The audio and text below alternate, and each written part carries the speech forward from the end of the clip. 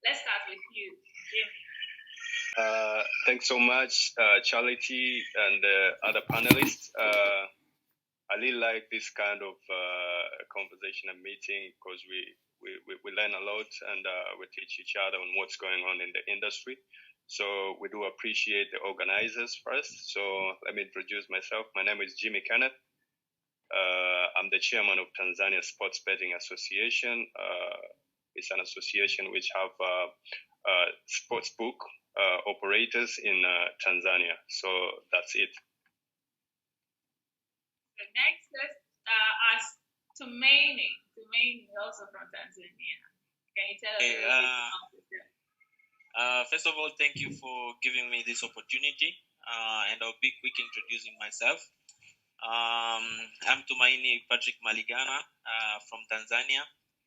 I've been into gaming industry for more than 7 years now, starting all the way from land-based casino, slots shops, physical betting shops, and now into online sports betting and online casinos as well.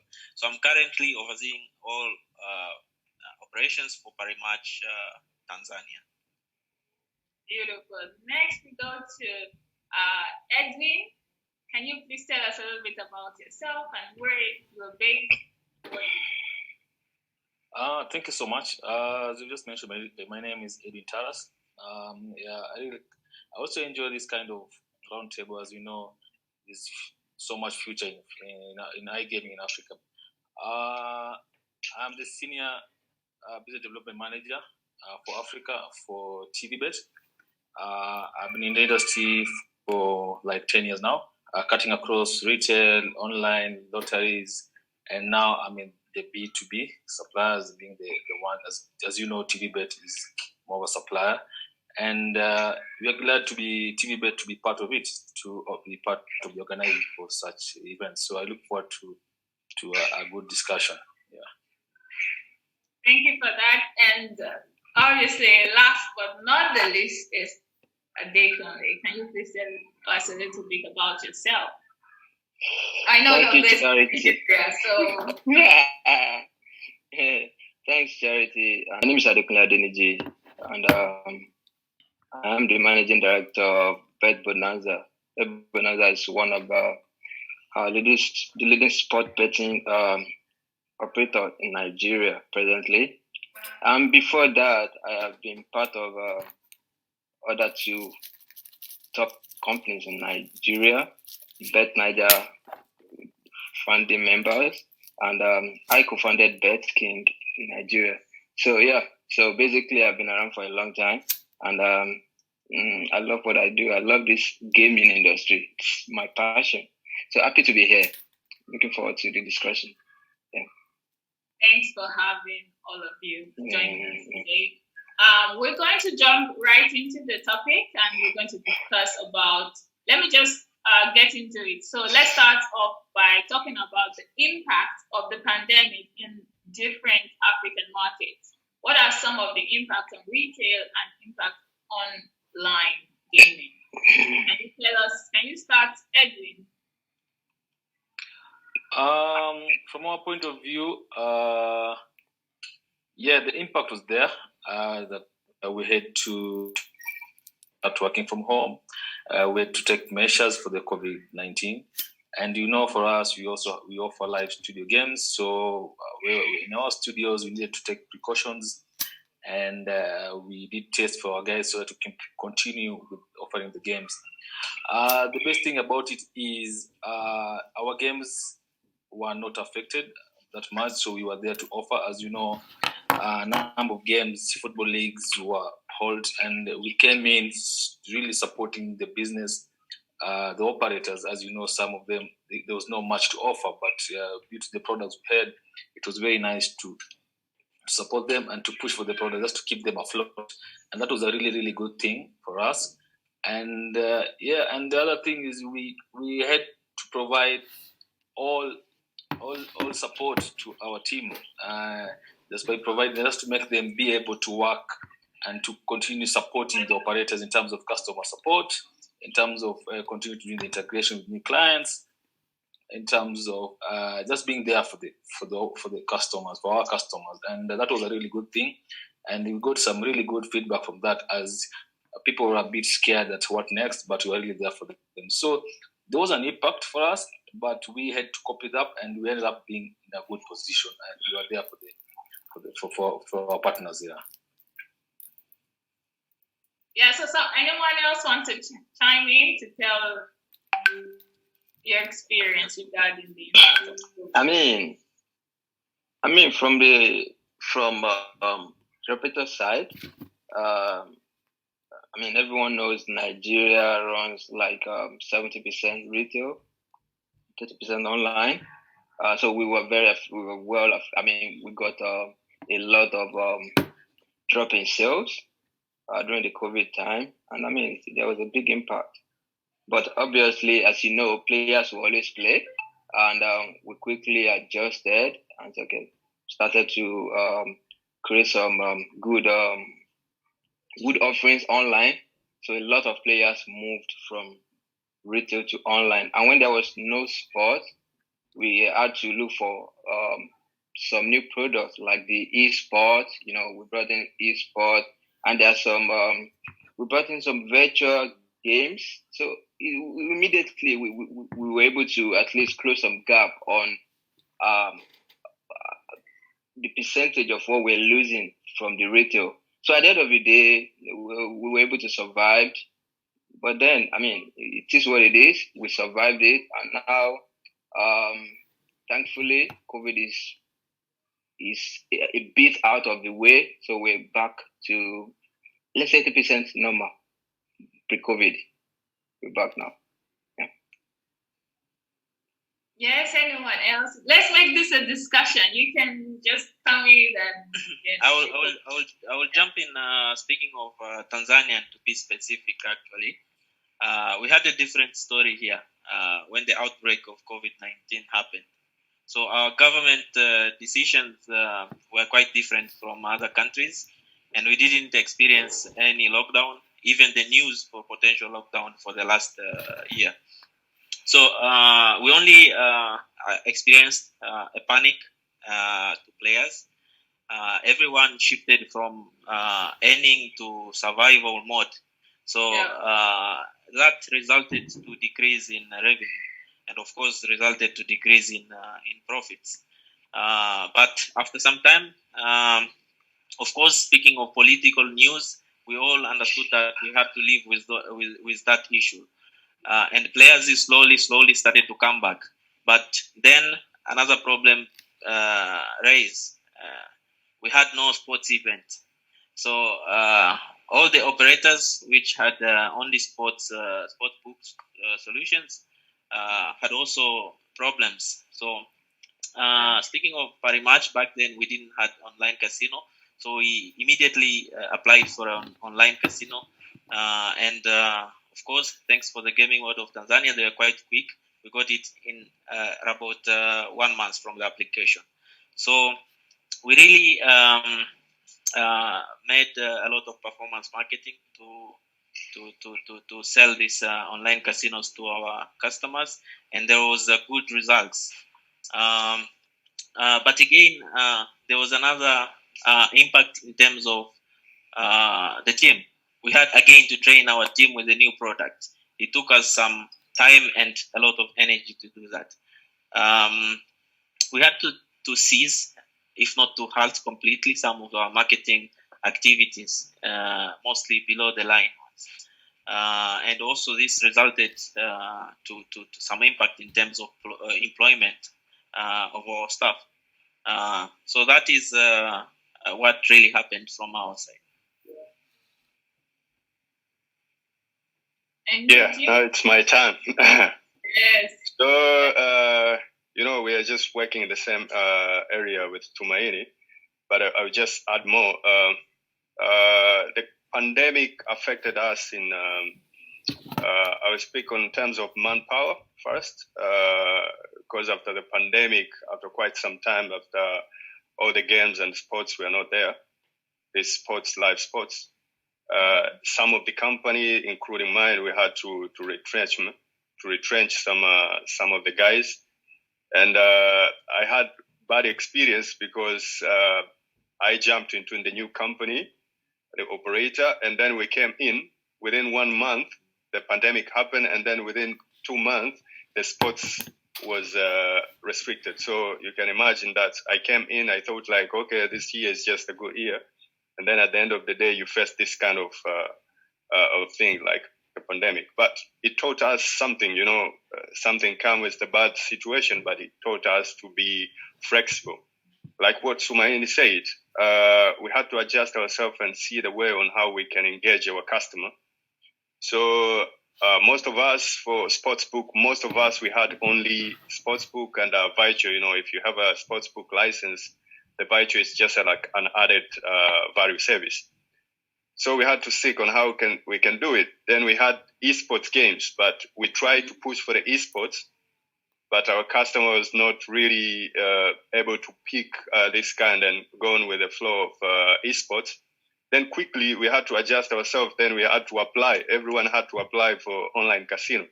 So all these big companies, like 5 companies, had to take the online casino license immediately. So most of us, as an advantage, I said, we had to be flexible. Then we moved to another product.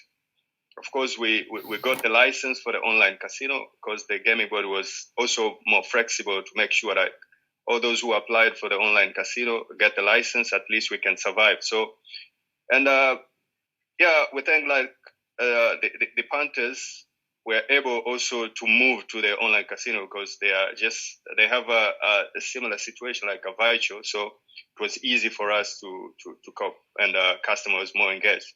So in terms of sales, I can say we are bad affected in April and May. Yes, March, April, the situation was bad, really bad after the game went down. So we went down in terms of sales, like over 90%, if Tumaini can really tell. So even the collection, I remember the number went from per month we used to pay Tanzanian shilling up to 6 billion. So we went down up to 1 billion. So you can imagine the interval. So it was really, really bad. But quickly we had to adjust and take the online casino. And I can see the future of online casino by then. Yeah, it's really doing well. So we have learned on how we can even move. And in a very good speed, we had to introduce the games. And the Panthers were able even to cope with the new products and everything. So that's the situation, I say. We have learned, but also we have experienced the bad situation as well. Thanks, sir. So that's interesting. It seems like there was like a common denominator where you say, obviously, African market is heavily reliant, the betting industry is heavily reliant on football betting. So due to the pandemic, that had to stop, that had to cease, and that heavily affected the punters and the companies as well. But the good thing is some were able to, like Tumaini said, you had to get licensed within a month, online casino license, and then introduce new games, educate people how to play it, which is, I was going to say, the next point I was going to ask. Even Adekunle said that esports is becoming a thing now, online playing. So that's educates people how to play it, which is, I was going to say, the next point I was going to ask. Even Adekunle said that esports is becoming a thing now, online playing. So that's good. So my next point I was going to ask is, how do you convert players to new games? You briefly touched on that, Tumaini, so I would like you to start to continue from there. Okay. First of all, I will be just speaking in general, like how is the best way to convert players, not even considering the pandemic situation. But from my own experience, we have seen that it's quite difficult for Panthers to go into new games without having some sense of trial. So the best way for us to convert these players to new games is some sort of CRM activities that might include bonusing, free activities such as free spins, free bets, and this actually makes a customer comfortable trying these new products, and slowly, even from the very first trial, they get into them and they start playing. This is from my own kind of experience, because punters are punters. They just need to understand the mechanics of the games. How is it different from the other? So it might be just the visuals. So specifically speaking of, let's say, when we introduced the spin to win, popular known as spin to win, it was a typical roulette, American roulette, but you had just to inform clients that this is just a roulette in a round format, and everything, the rules, the mathematics, the payout tables is the same. So that was our experience, starting from retail, even in online now. So we still face the same issue. So our best way is just to give a trial to clients. Then they get accustomed to it and continue playing. What's your experience regarding converting your players to start to introducing new games to them? Anyone else want to jump in to say their experience about this? Yeah, on my end, it's the same like what Tumaini said. You had just to give them bonusy. And the good thing about us, at the time we introduced like online casino, I first thought like it would be hard for them to cope up with this kind of games. But most of them, those who had experience in this kind of virtual sports like spin to win, we do consider as the virtual. And Kino, it was easy for them to cope. That's why even when they don't see this kind of sports, it was not easy for them. But if you have like a table games or what, you need just to give them something like a certain bonus or a free spin or buy free spin or whatever. This kind of bonuses they will try and see. Okay, this thing is good. Yeah. So I'm supporting. I second the idea of Tumaini. It's the same way we do, but I didn't get any challenges for people to come into online casino. And remember, the advantage is at the time when the sports was not there, even the land-based casino players were more restricted, so they tried also to move to their online casinos, so they had to play. So we didn't feel that bad, like we get some good customers as well. So is there did you have to educate first your staff to be able to educate your players, your punters? Yeah, for me, I can tell like before, because we had this idea of having online casino even before, was just waiting for the time. So we had to go through different casino games. I was just teaching our guys just to really understand. So once it happened, like you have this kind of games, was easy for you even to cope, instead of having it on the same time. And then you start to introduce this to the customer. To reach a time like you can even give the bad explanation of the game because you don't know exactly how it works. So for us, we started early because we knew that we are just going to have a online casino license. So we had to go through different games. And that's how I started before even we knew that we're just going to have this kind of online casino after pandemic. So yeah. How about you, Edwin? I want to hear your voice. Basically, as you can hear from the operators, that the online casino, the live games, and what was the thing to and it really helps in diversifying.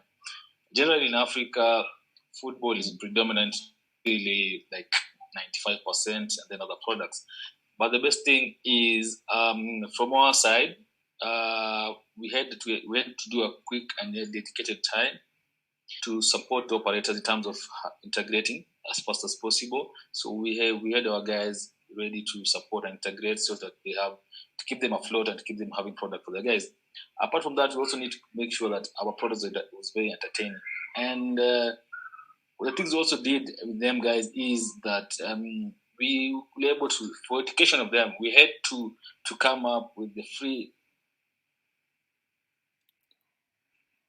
We're having technical difficulty with Edwin. Edwin, can you hear us? Okay, we'll go to Adekunle. We'll go to Adekunle for now. Adekunle, what can you tell us about the situation? Did you have to educate your staff at BetBonanza to be able to? You said you guys went mostly towards esports. So did you have to teach your staff to be able to educate your punters how to go about playing online? Hi, Adekunle, can you hear? Your mic is muted right now. Yeah. Sorry. Okay. Yeah, I mean, the first thing anyone would, the first thing we do is once a product like that, after the integration, the next thing is to educate the staff, the customer support. These are like the most important part of the process, and the operational side. So they are aware of how the product is being run, so that when there's a call or somebody is reaching out, players are reaching out, they should be able to answer all their questions. Apart from that, I think we also do content creation. We try to post a lot about the blogs. We like to post on the blogs about the product, and also sometimes we do video, where we show the people on how to play, what to do, and all that. Yeah, like a demo. So, and the last of them all, like every other operators, you put some bonus in it so that people are able to try it at first. I mean, if the difference, I guess, in Nigeria is that we all use almost the same product. Yeah, so people get to know about the product a lot quicker. For example, eSport, we're a bit even late to hit than other companies, so it's already in the market. People already associated with. Online casino has been here for like 5 years or something. So all this product has been around for some time, so it makes it easier for us to be able to educate our players. Okay, so it looks like we're having problem with the connection when it comes to Edwin, but we will welcome him back when he is able to come back. But let's go to the next one. So you guys have mentioned bonuses. You guys have mentioned educating your staff and doing demos, demonstration blogs. But what are the best types of new games to introduce, and what challenges in the back office do you have in back office integration? Is there any challenges? Do you want to touch on that?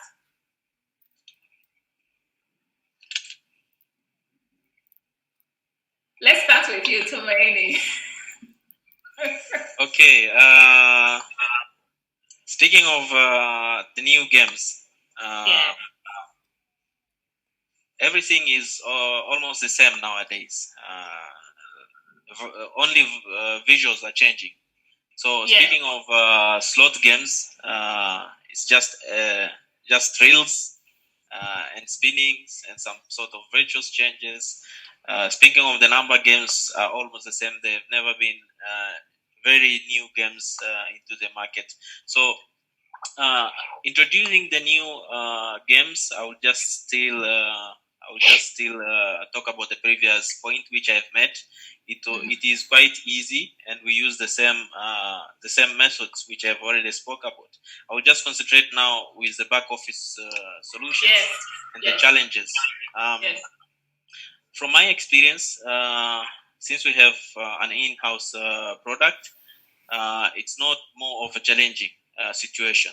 But speaking of an experience with other platform as well, I would say that other competitors face some challenges, including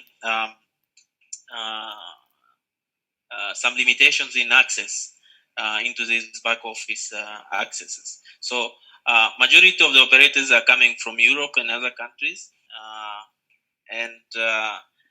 Speaking of the African environment, there are some sort of differences, actually huge differences when it comes to operational, anti-fraud, billing, and customer support.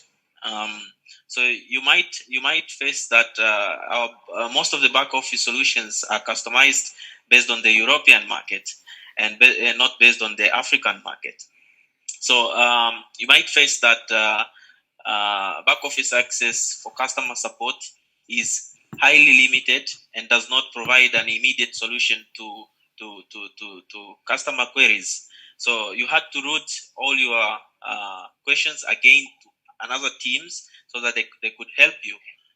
So in most cases, the customer is not served on time. They get dissatisfied. But also these back office solutions, they have a lot of limitations that are not applicable into African market. I would speak specifically, for example, the KYC and anti-fraud processes. In Africa and specifically Tanzania, we have really interesting demographics. And speaking of the median age is around 18 years old. So meaning that every year 1.8 million people are turning 18. So these were underage the past year, but potential players the next year. And you might find out that since most of the operators here depends on the anti-fraud and operation team from abroad, they don't really understand what's happening on the ground. So they end up requesting for really strong verifications activities, including provision of passports, which most of our people doesn't have. Driving licenses, which of course not everyone who just turned 18, 20, 20 even 21 years, they ride anything. And it ended up frustrating players until the operators understood that it really doesn't work. This it's an overkill. This is really a problem which is happening here. So that's all. Edwin, good to have you back. I can see that we'll be having a bit of technical difficulties. There was a power outage, so I lost my Wi-Fi connection. It's back. Yeah, that's the case. Just to keep you up to speed, we were just talking about how the best ways to educate staff in order to educate players, introducing new games, what are the challenges in converting new games, best types of new games to introduce. And just when you came in, Tumaini was talking about challenges that we face in back office, and also he's talking about since we have most of the operators coming in from the European market, they use the European standards, European rules, especially when it comes to the AML and the fraud rules. And so since there are lots of young people transitioning from 17 to 18 years old, they're asking so many documents that African youngs supposed to be around 40 minutes, this round table. I'm going to go to the next point. So what about we're going to talk about the tailoring game content to individual region. What sort of game content is most popular in your region and the best ways to cross-pollinate players? Let's start with you now, Edwin. Yeah. For us, as you know, everybody agrees it's a new product that we need to go ahead and train, educate clients, coming up with free spins, promos, and what I put about product placement to the site so they can able to see a pop-up this to understand it's a new product. What we have noticed that is still the same and they've agreed is for us, one of the key that has really worked so well in starting in Africa is Keno. Keno is a game like they understand it well. The roulette they're talking about, it comes in different names. For example, you can have it called WeBet, and they see it, they might know it, but now we do that. So we start with that one because we have noticed like 50% and 30% traffic from Africa come from the roulette, wheel spin, and Keno. But on top of that, what we usually do is we do that support of educating their clients. So give them all the information they require so that they can able to explain to their customers. This is the first contact person. So we are always there, and we go an extra mile to also, if they require us to come into their place, we usually travel. But now this is the COVID way to find out whether a solution that is applicable to both parties, so we can able to train. So that's how we used to do it. And the best thing is for the cross-pollinate players, we come up whereby if you play these sports, we come up with a jackpot, which we do also come up. We also help in marketing it. So we as the supplier, we chip in a certain percentage. Where guys, if you play in this game, you get a point to do this, maybe to place in this product, so that we able to cross. They can able to come to this side, to this product, and go to the other product. So it doesn't affect other products that they have. So but you just keep them there and locked. Because for example, if for example they're in sportsbook and there's a halftime period of time, they can able to rush and do 1 or 2 games, get some point, and then at the end of it, somebody might be lucky enough to win it. So we try to complement each other, as I can say. Yeah.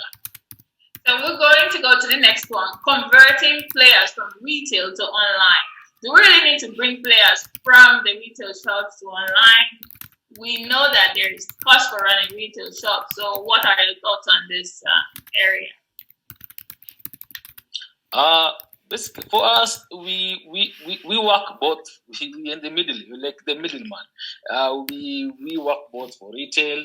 We have solution for retail that works retail very well. We work solution for online. So if somebody wants to be online, we put our product basically to suit the online clientele in terms of making sure it's easy. As you know, Africa has an issue with data, and we have tried to come up with a product that's a bit user-friendly in terms of data, so people can able to play it. So for us, it doesn't really affect us much. I think maybe the other guys, operators, might try able to understand it more. But for us, we work with both ends very well. Okay, let's get Adekunle to tell us the situation. Do you think so? I know that you said there has been, like, in the past 70% shops, retail, and then you had 30% online in Nigeria, isn't it? Yeah. I mean, for us, I think the best way we've been able to convert, bring punters from the shop to online is, first of all, we turn our agents, as we call them, those are the shops owners, the franchisee. We turn them to an affiliate of sorts. I mean, they could create an online user from their shop account. By that, they get a percentage of profit that the company makes from every online user that comes from them every month. So that way, they feel like a stakeholder. They feel invested in the operation, but trying to bring online players online for us, And in fact, we let them know that's the future. I mean, shops is going to go gradually, and all that. So we want them to know that when there's no more shops, you're still supposed to be making money. So why don't you start planning that right now? Because once you bring a user online, if they don't come to your shop again, you keep earning on them forever as far as they continue to play. So this is like a value proposition. So they put it in their shop, register online here, and so they keep creating online users. This has been very fantastic for us. I mean, considering that these shop owners are like influencers of some sort, or ambassadors for us. People in their area trust them. So to tell them, come and register in my shop online and play in your home becomes a bit easier, So apart from that, we apart from that, we also let's go to Jimmy. All right, sure. No, finish your point and we'll go to Jimmy. Okay. All right. I mean, apart from that, we ensure that online users can fund from these shops also. Even if you don't sign up with that guy, you can still fund in those shops. So this gave a bit of assurance when it comes to payment process. You can fund in shops, so people are more convinced to register up online. Yeah. Basically, that's what we've been doing. Jimmy, you can take it from here. All right, thanks. I'll just give an experience in retail business in Tanzania. Back in days, I can tell up to 2015, retail was doing well, really well, including my friend Tumaini there. Parimatch was doing very well as well. So retailer were doing very well in the business. And after the online became more popular, because in Tanzania, this mobile network operator like M-Pesa or Tigo Pesa, it's very popular over here. So it's one of the reasons why most of them decided to use this kind of to use the online product, because it's easy for them to transfer money and receive the money immediately. But in the shops, they need to go, maybe wake up in the morning, you go to the shop, maybe the shop open at around maybe 10, so you need to wait until 10 where you get the money. But if you're using this mobile operators, MNO, it's easy. You transfer, you receive the money once you win the money. So that's the reason. And I can tell also the COVID situation also affected this business as well, because most of them that now decided to use the online product because the shops was closed, all this kind of restriction. But also USSD, we had a USSD and SMS betting back in days, though now it's not that popular, but around 2 years back, it was popular for SMS and USSD, though some of them are still using USSD. So it's easy for this customer who have this Symbian phone to place the bets, So they decide, why should we go to the shop? Why we have this phone, it's easy. I can even transfer money and receive the money. So to avoid all this kind of journey, it was easy for them to use USSD or SMS betting and online. And now we have this kind of bonuses, like operators can offer, if you're using their app or the website, you get a free out of bundle. Even if you have a zero rate bundle, you can still access their website. So for the customers, now it's become expensive on the bundles in Tanzania. So if you offer them this kind of service, for them it's an advantage. So they prefer now to use this kind of service. But I can tell in upcountry, most of the punters are coming from Dar es Salaam and these big cities like Dar es Salaam and Mwanza. But the rest, like interior there, they are still more engaged with the shops. So shops are doing very well in the upcountry there. So I can tell, okay, shops are still very important. It's very important because for the brand visibility, people are just getting the brand visibility. Especially we have, I think all the operator except one, they have a retail and online at the same time. And at this point now where we have advertisement ban, for them it's an advantage because they have the retailers, they're branded very well. So if you decide to use maybe retail, they can use the online service as well. So that's what I can tell. And what I see by then out of the punters being moving to the online, but also, as I said, it's a bit expensive. I said this last time. It's to operate this retail shops. It's a bit expensive because you are paying the same tax at the online service. It's for online operator. You pay an additional rent and other levies, which is sum up to your profit. So most of them decide even to quit and move maybe to try franchise or to use agents. So I can see this now. Most of them, they're using this kind of model, maybe to franchise or to use agents. Yeah. So, Kule, you kind of touched on the affiliate thing that the agents are now asking them to come on their website to go and bet on the website.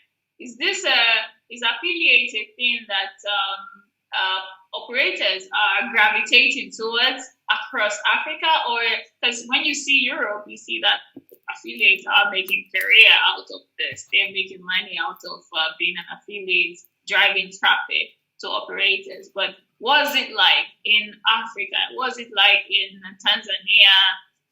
Is it something that operators are looking into to actually get affiliates to drive traffic to their, to their players?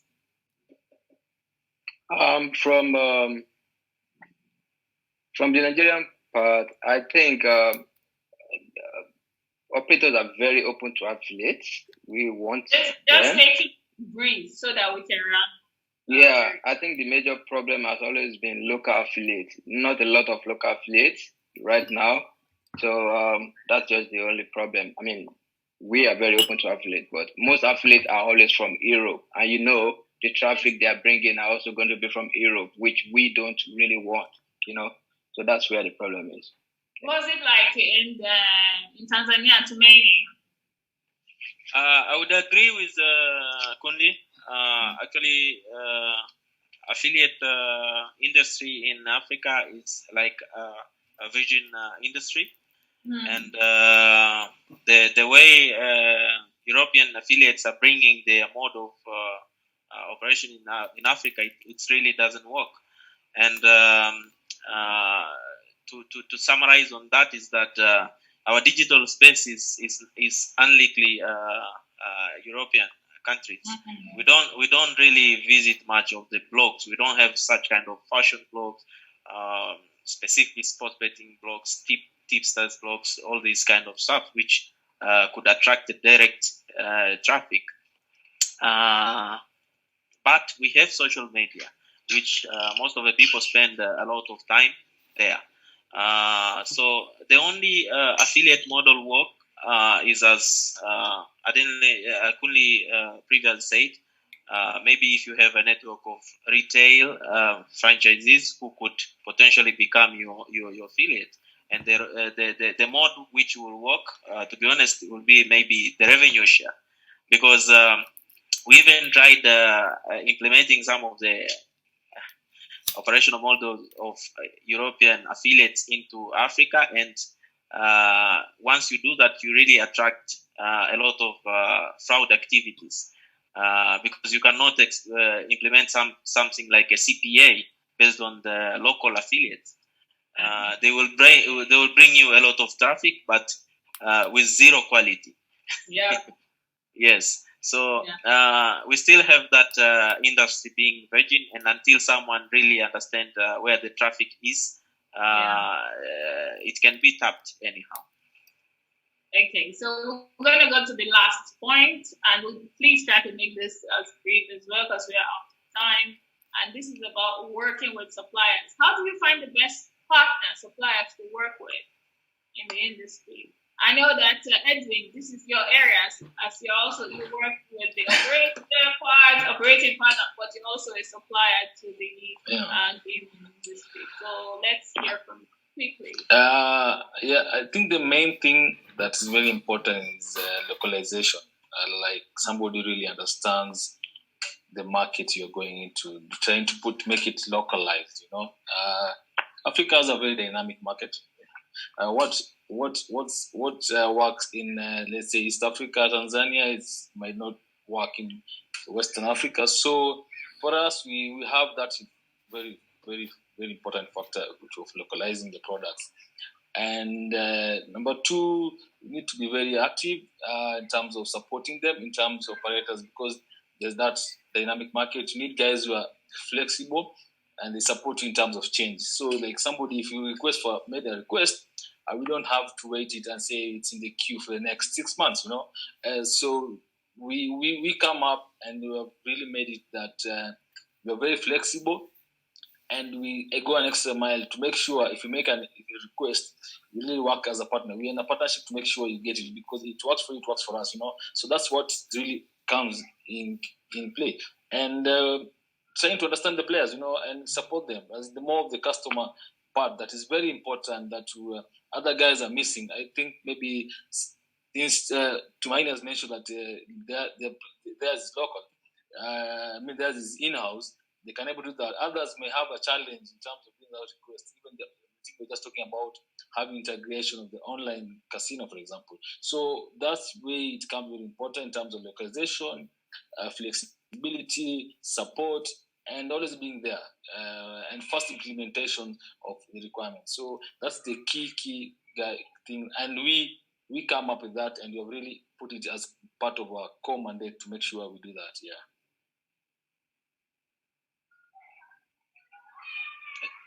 Hello, we cannot hear you, Charity. Your microphone is. You're on mute. Sorry, guys. Yeah, so I'm going to round this up here, and it's been great having this insightful roundtable talk, giving your much needed, input to this discussion that we had to have. And I want to say one more time, thanks again for the sponsor of this roundtable, which is TVBET. Thank you. Thank you for having us.